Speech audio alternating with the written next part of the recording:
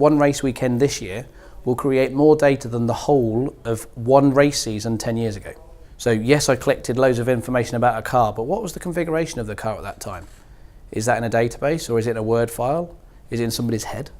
So lots of things that we're doing now are trying to really understand the clarity of the data, what's in the data, describing it.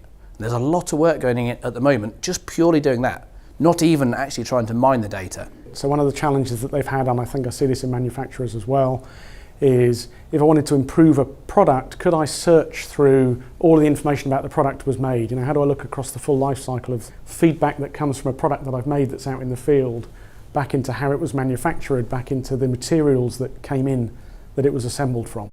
Loads and loads of data that you don't understand or need is just a waste of time and space and effort. But if you can describe what the data was for, what the objective of that was beforehand, then even if you can't necessarily mine it now, then at some point in the future that could be usable. There's traditionally a lot of data that customers can get value from. We find often when we go into a customer, they've got data in a historian or something like that on the factory floor that we can get a lot of value from.